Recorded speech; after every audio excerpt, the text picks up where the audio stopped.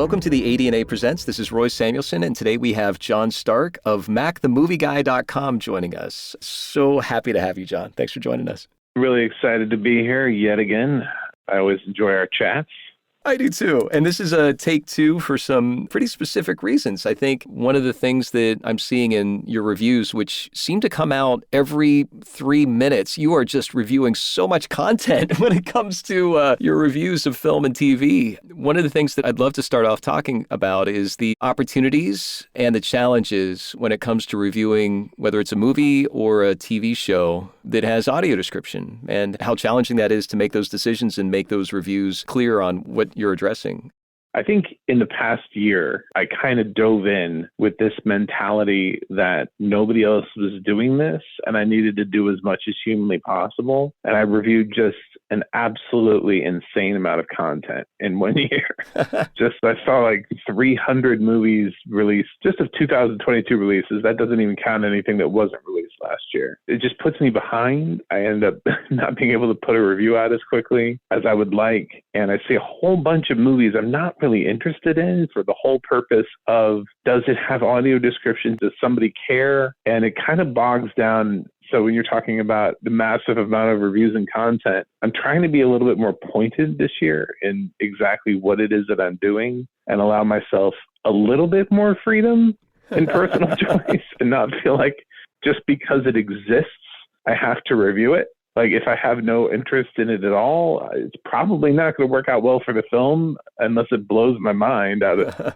I'm pretty open to anything. I also have to review films that don't have audio description, because the only way that I'm ever going to move the needle is by reminding people how hard some of these films are to actually follow. When a film, especially if it's a major title and it's just been released, when a film and its distributor chooses to not add audio description to the film, I think it's really important to call those titles out, which worked out really well for me with an Oscar-nominated short and got something on a title that didn't have it before. So maybe if I do more of that, I will be able to expand and reach more people. It all just depends on who's watching me. Do they care? Are they paying attention? I hope they are. So it's both. I want to review stuff with audio description and help the audio description community kind of find a path, find help and find feedback and everything, and also help blind people find good content. But at the same time, I realize our percentage of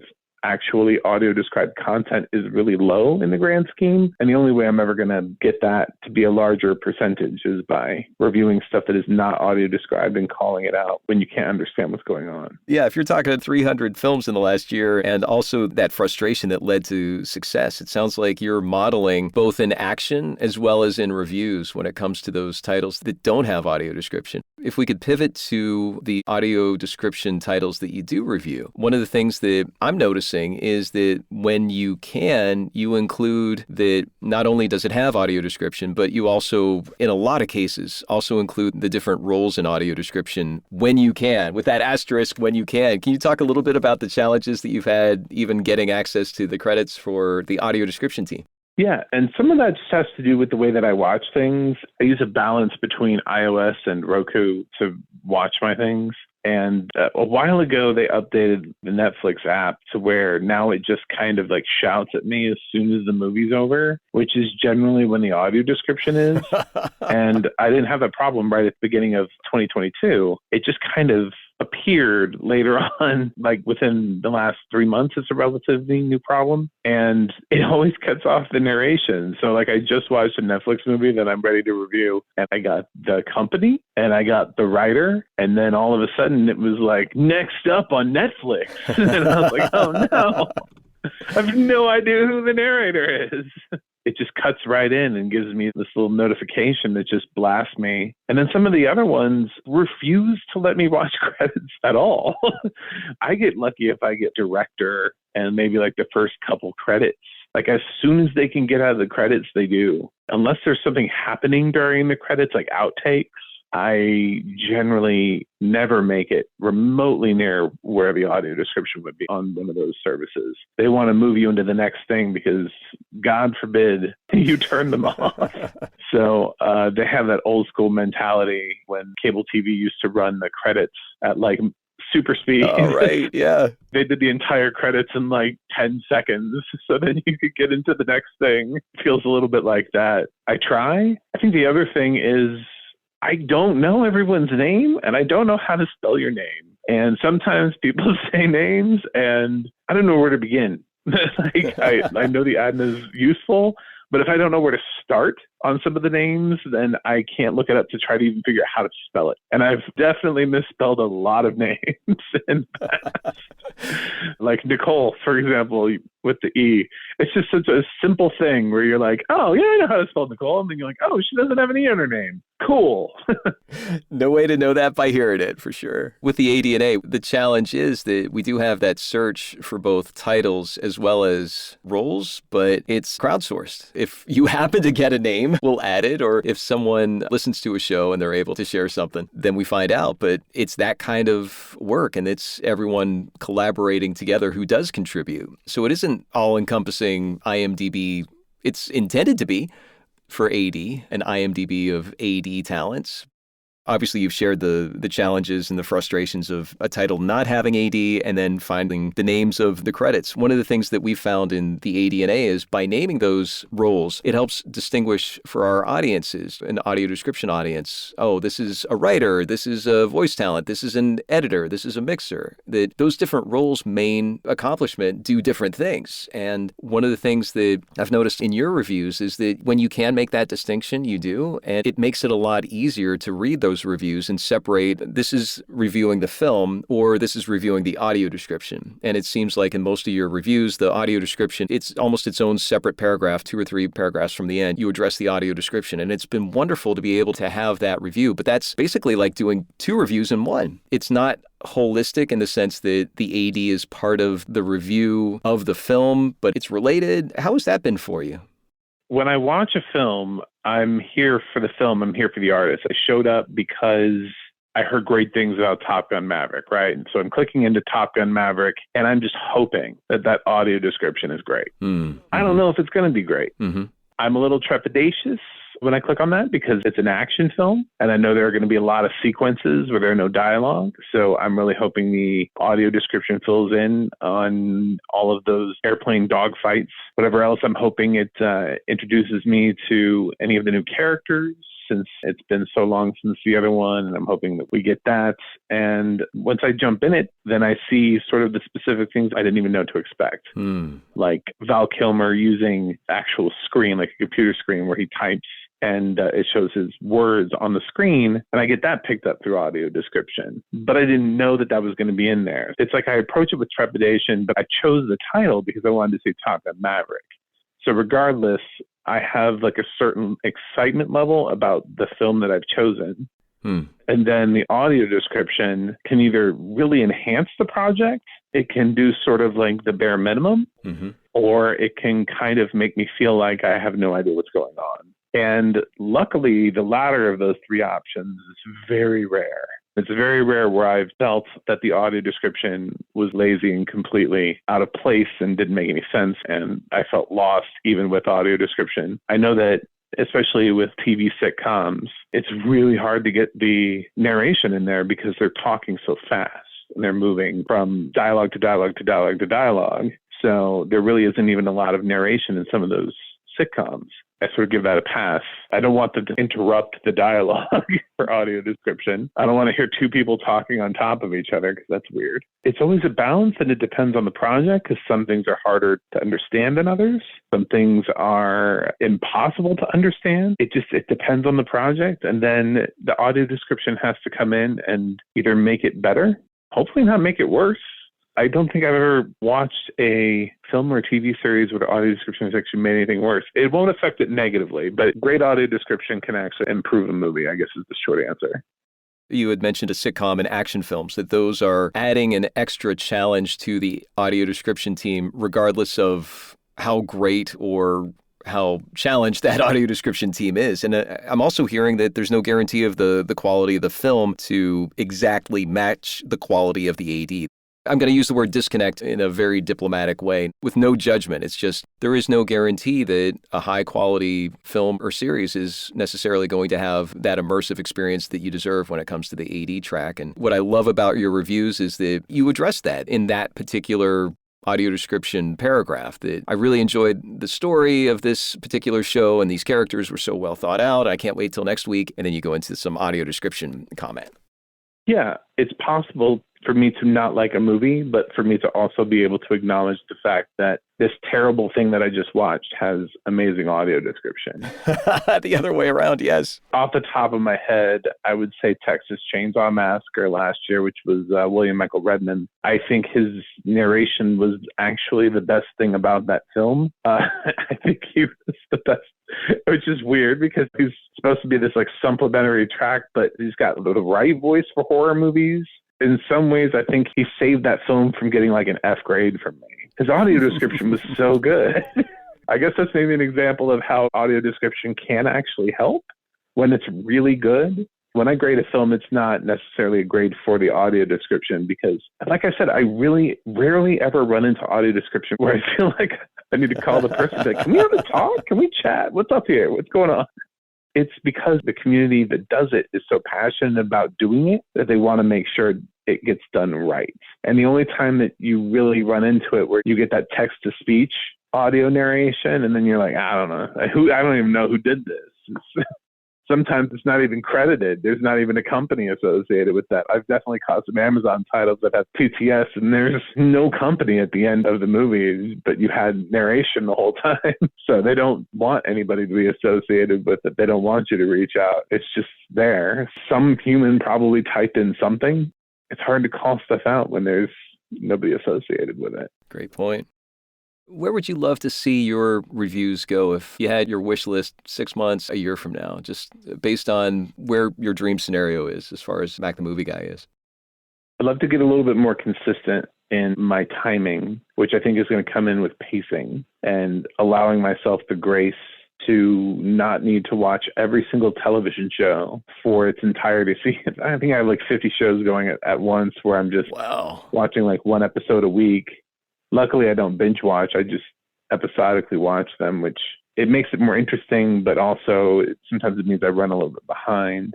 I'd love to be able to just not cram so much so I can focus a little bit more on content that matters, because audio description should be on everything, but there are a lot of movies that just kind of get pushed out with very little thought to them that I never would have watched anyway, with or without audio description, and I think it's those movies. It's not a huge percentage of what I watch, but even a 10% reduction would allow me to be able to get out reviews a lot quicker. So that way I feel like I'm getting my content out quicker. So that way more people are reading more current reviews. I don't want to, when the movie drops on Netflix, I would love to be able for like the next day to get that review up instead of I'm 8 movies behind.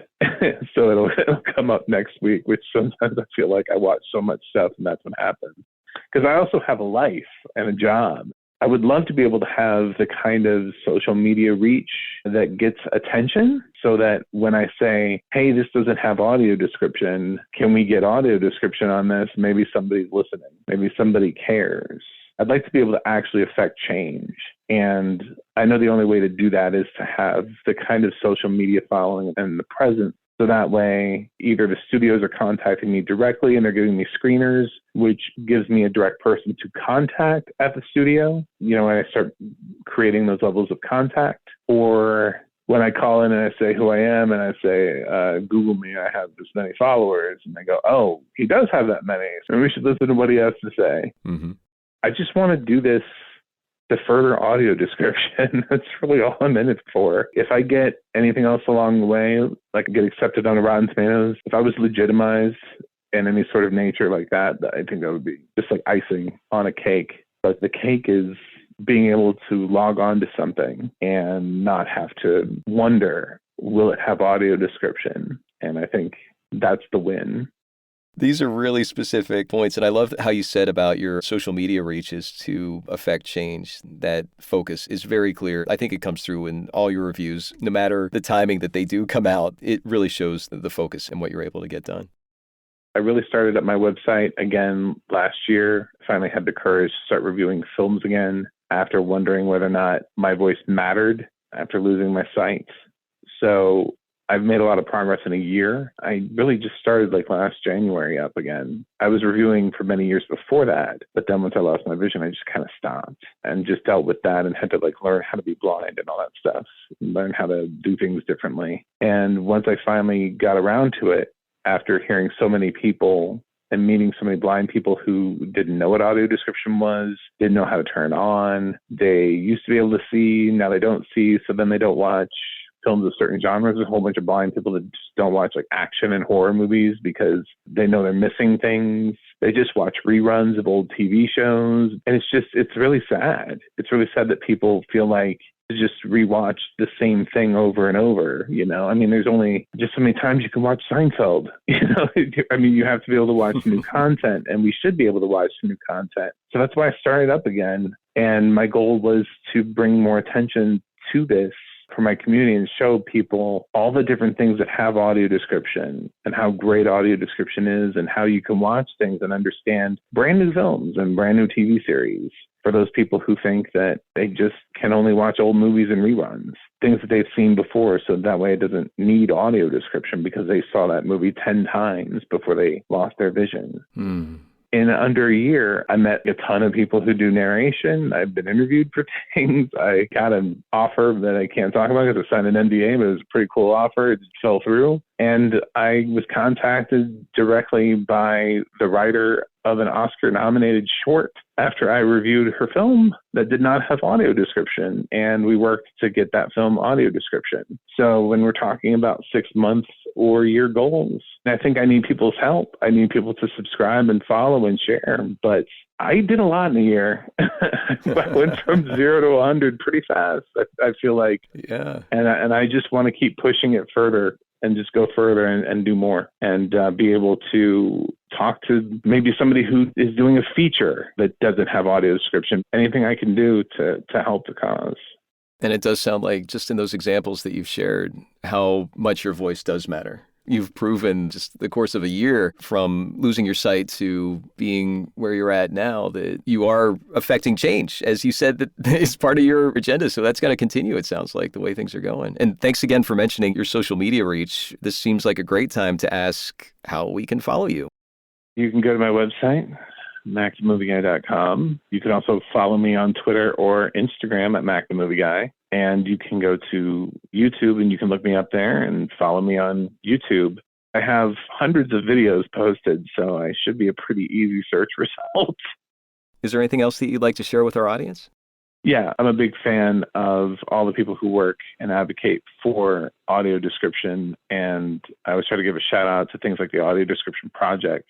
I always give the ADNA a shout out because I think it's a great resource, because I think there are people out there who want to know who's narrating, whose voice is this? I've heard it somewhere before. What else is it on?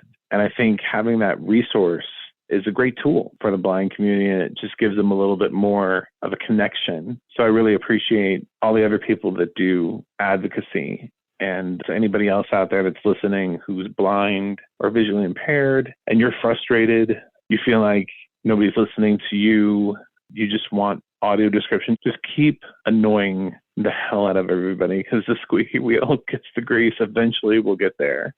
Eventually we'll get our audio description. Just keep calling the streaming service, keep writing to the film companies, keep tagging producers, writers, directors on Twitter and introducing them to audio description. When I had the opportunity to talk to my writer of My Year of Dicks, she didn't even know what audio description was. A lot of people don't, and part of that is just education.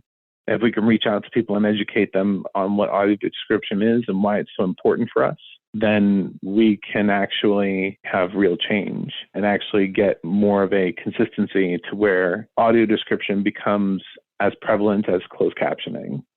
And I appreciate everybody who calls in and complains every time they see something that doesn't have audio description. Whatever it is that you're doing, keep doing it, because that's how we get stuff done. Thanks again for coming back to our podcast. It's been great to have you. Thanks for having me. I always like to be here, and maybe a year from now, I'll have something else interesting to talk about.